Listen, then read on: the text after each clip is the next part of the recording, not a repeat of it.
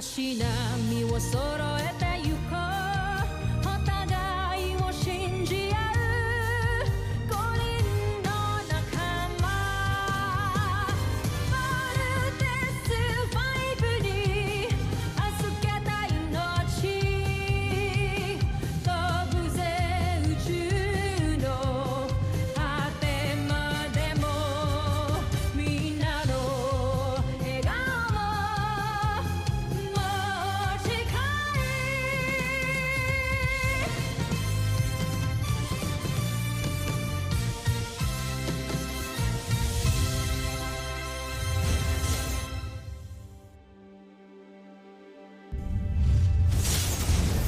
Nakaraan, Mortis 5 Legacy. Pinapangako ko, Emperati, sasakupin ko ang planetang Terra-Air. Dr. Smith, Call him ina-atake na po tayo ng alien spaceships. You think I don't know? Late na kayo. Sergeant Major, get these cadets out of here! May kakaibang sandata, mga taga-Terra-Air. Laksan niyo lang loob niyo. Tandaan niyo, sa atin nakasalalay ang buong mundo. Kaya kailangan natin manalo. Roger! Roger! Weapon recommendation, Chain Knuckles! Electromagnetic Talk! Laser Sword! Teka, bakit parang natatalo na yata tayo? Malayo ang linakbay natin para mapahiyalang sa mga taga-Terra-Air 2. Ano mo kang iarap ko sa Emperador? Bibigyan ko kayo ng isa pang pagkakataon. Aatras tayo para ihanda ang susunod nating attack. Welcome back. Mission accomplished. Team Voltes 5, reporting!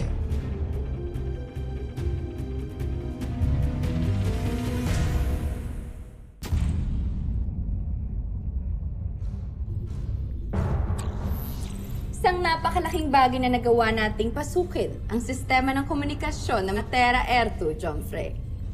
At ang nakakatuwa pa rito hindi man lang ito napansin ng kanilang mga tagapagtanggol. Yan si Voltes 5. Voltes 5. Nasagap ko sa kanilang pandaigdigang komunikasyon. Na siya ang kanilang pangunahing sandata. Parang harang ka dyan. Ang laki ng pwesto.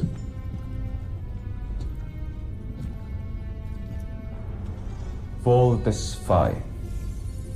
Isa kang malaking hadlang sa aking mga plano.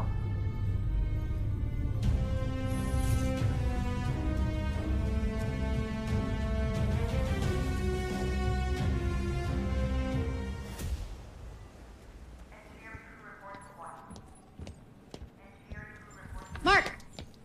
Oh, kamusta check-up mo? Clear. Nice! Ano, kain tayo sa Meson? Why don't you go ask the Armstrong brothers? Gusto ko sana kumain tayo lahat. Kaso, umalis na sila Kain na lang. Kain tayo. Mas mabuti siguro kung umuwi ka na lang sa inyo. Sigurado naman ako, nag-aantay na rin yung dad mo dun.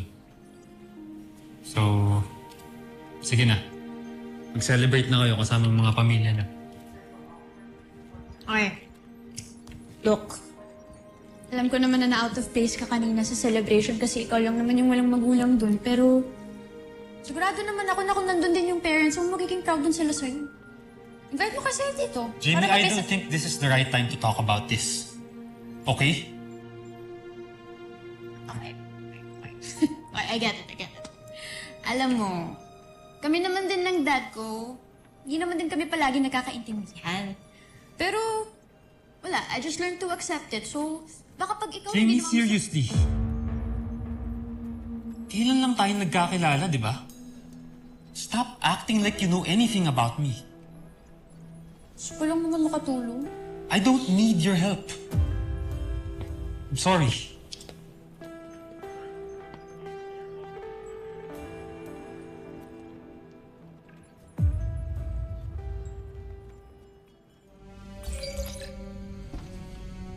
Jomfrey. Zardoz, ano ang balita dyan sa Terra-Air 2? Umaasa ako na bumagsak na ito sa iyong mga kamay. Ikinalulungkot ko. Ngunit nabigo kami. May malakas din silang armas. Ibig sabihin, natalo ang iyong armada.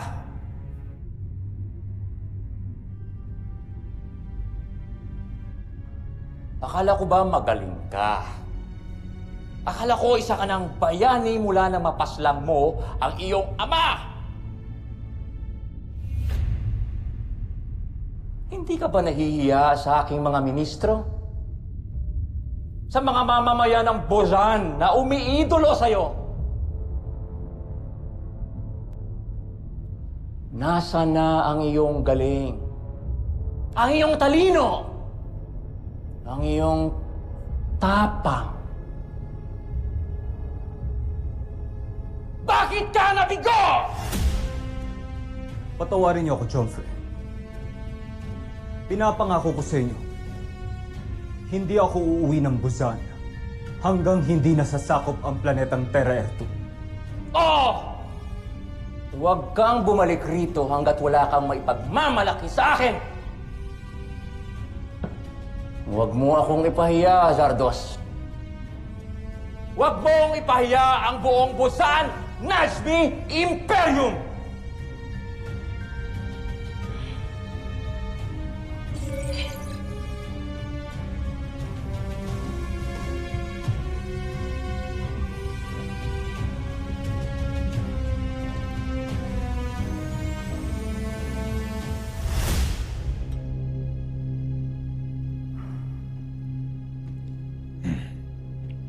Mahal na Emperador, kung inyong mamarapatin, huwag kayo masyadong magtiwala sa kanya. May maganda bang naibunga ang binhi na mula sa traidor ng Buzan?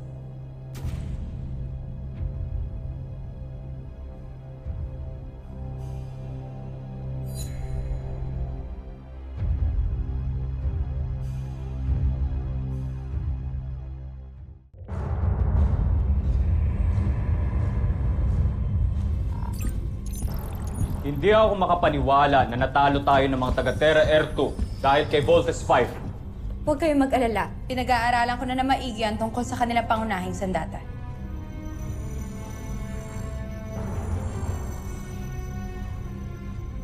Draco, ano ang iyong pagsusuri? Pinagtataka ko lamang, kamahalan, kung papaano nakakuha ang mga taga-Terra-Ertu ng ganitong teknolohiya sa paglikha kay Voltes 5. Sigurado ako, hindi yan galing sa planeta nila.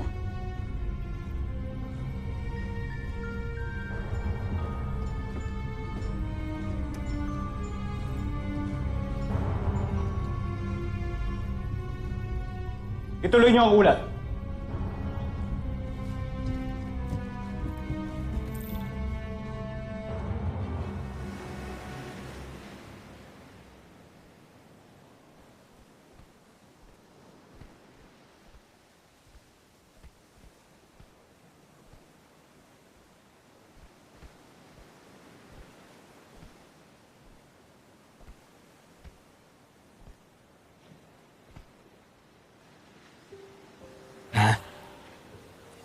Alam ho namin kung ba't ho kayo nagagalit.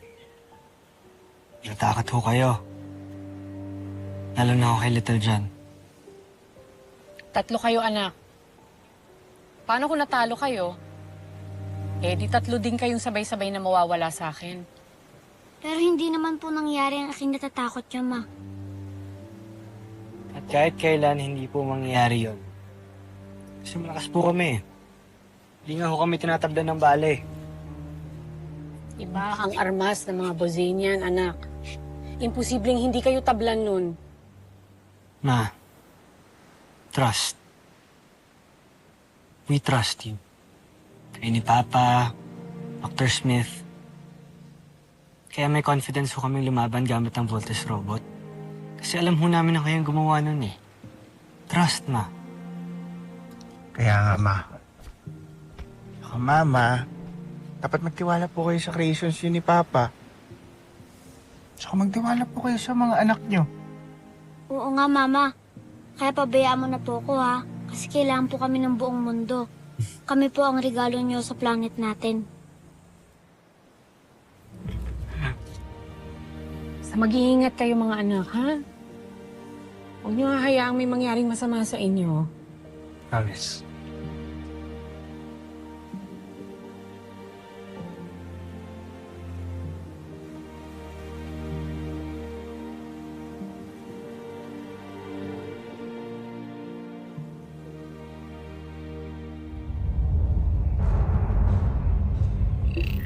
Isa man sa 5 piloto ng Voltes 5 ang masaktan ay 4 pa rin sasalo nito sa laban, Jomfrey. Sino kaya ang 5 mga piloto ng kanilang sandat? At hindi lamang yun. Meron pa kami isa nakakabahalang impormasyon na natanggap.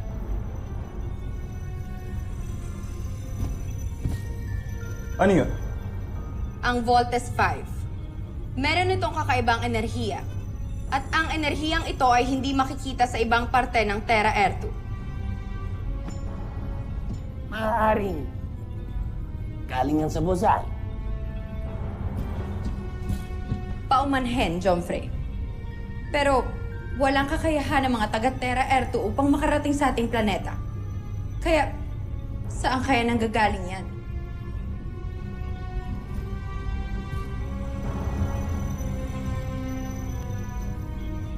Di kaya may kinalaman si Hrothgar kung paano nakarating ang makabagong teknolohiya sa planetang ito. May sinasabi kayo, kamahalan? Huwag ka na magtanong! May paraan ba para malaman natin kung saan tinatago ng mga taga-Terra ang kanilang sandata? Yan kamahalan ang aalamin ni Zul. Antayin na lamang natin ang kanyang pag-uulat. Teka, hindi mo pwedeng alamin natin lahat? Bakit puro si Zul? Zul, gusto mo? Susunod, mahal na prinsipe.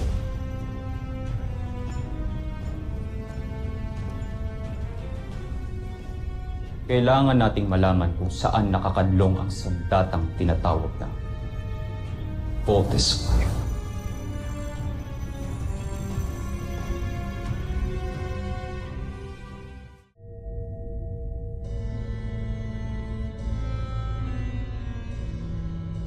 Jomfrey, humihingi ako ng pahintulot upang pumasok sa inyong punong silid. Binibigyan kita ng pahintulot.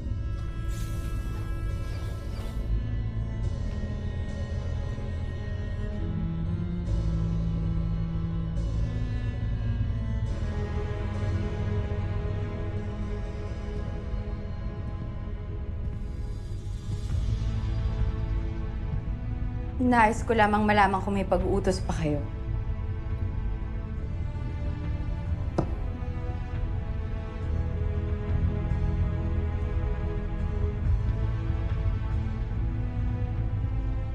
Mapagkakatiwalaan ba talaga kita, General Zandra?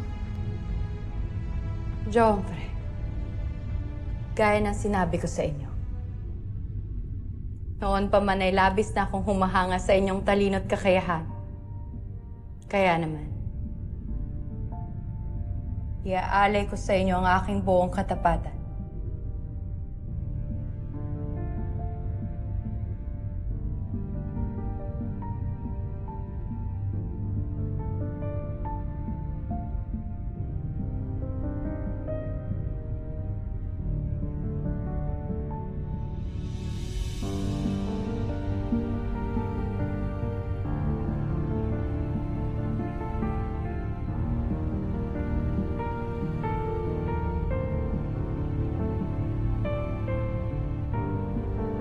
Yash.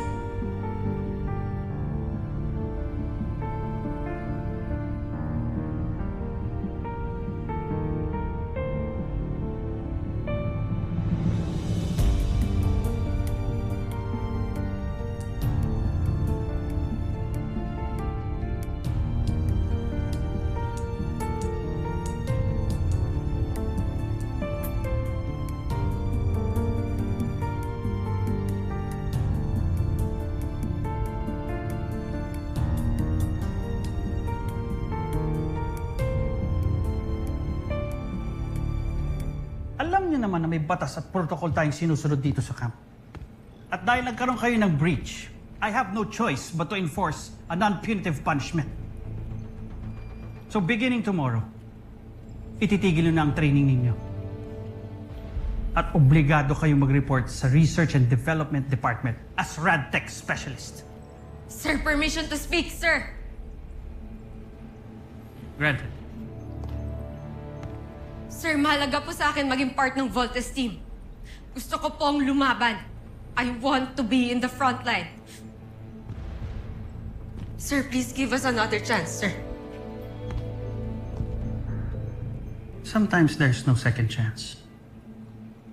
Unfair sa 5 lumaban at nag-take ng malaking risk tas papalitan sila. Hindi ba? Sir, you mean sila na po ang permanenteng pilot ng Voltes team? Bakit, Sanchez? Do you think mas deserving ka? Sir! Permission to speak, sir! Granted. Sir, we think deserve nila Steve ang posisyon nila ngayon, sir. Nagkamali kami at tanggap namin yun, sir. Thank you, Del Rosario. I appreciate it.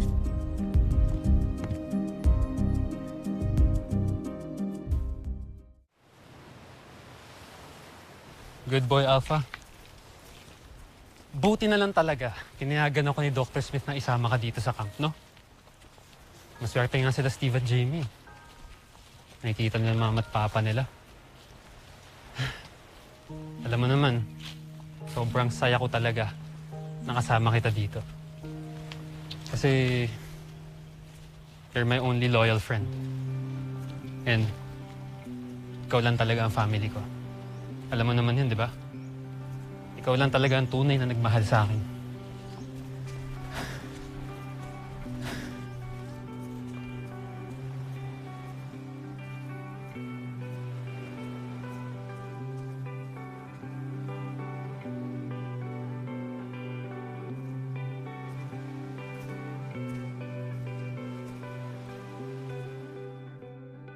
Pagpasensya mo na si Mark. Minsan talaga salbahe yung batang yan. Parang alam ko na, Dok, kung bakit. Nasasaktan po siya dahil po sa nanay niya, di ba?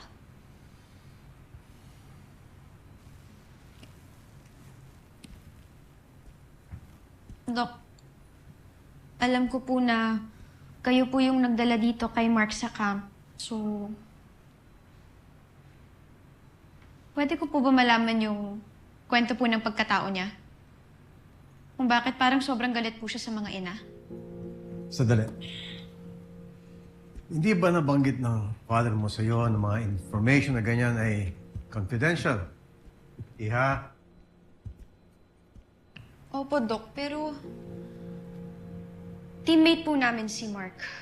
Parang ang hirap po kasing pakisamahan yung pagiging aloof and cranky and moody po niya pag hindi po namin siya ganun kakilala. Parang ang hirap po kasi intindihin yung ugali po niya eh. May point ka. Iiyak po ka.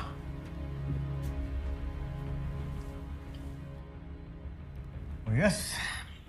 Sige, kukwento ko sa iyo ang nangyari sa buhay ng Mark. Kaya makinig ka mabuti.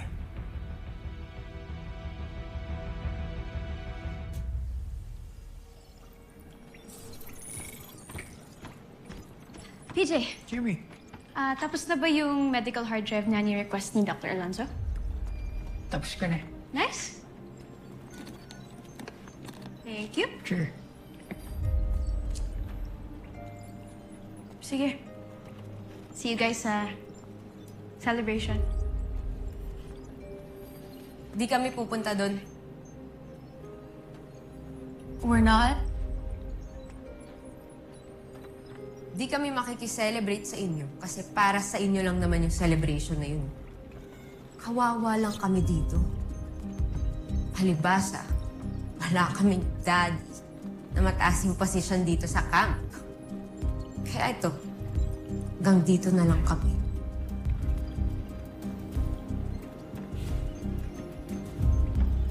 Alam kong disappointed ka sa sarili mo. But you should have taken your responsibility more seriously. The world is at war, Ava. So wag mo akong sisihin or ang daddy ko sa nangyari sa'yo.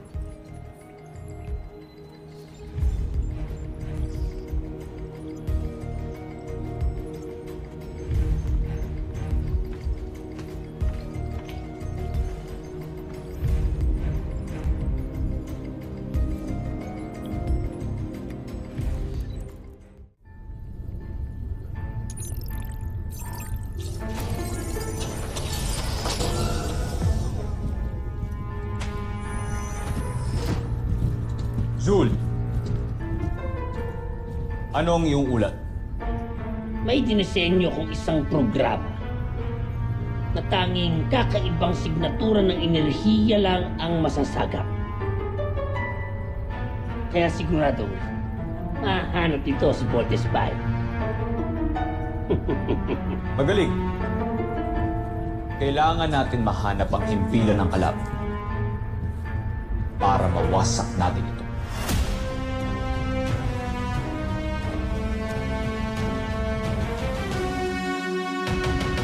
Susunod sa Voltes 5 Legacy.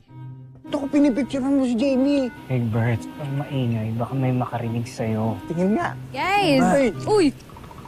May nasasagap akong malakas na enerhiya mula sa islang niya. Malakas ang kutob ko na nandyan ang lihim na himpilan ng depensa ng Terra Air 2. Can you please leave me alone? Kung ano man ang pinagdadaanan mo, kung may problema ka man, nandito lang kami para sa'yo.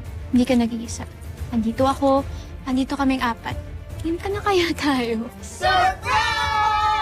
Ito talaga surprise. Alam niyo naman ang lagi ko sinasabi, be strong, be brave, be safe. Handa na ba ang ating beast fighter? Handa na, Jomfre. Nais ko na siyang makilala. Ipinapakilala ko ang mga bago nating kampiyon. Yan si Vizanga. Ang tatalo kay Voltes 5 upang masakop natin ang planetang ito. Vizanga! Ikinagagalak kitang makilala.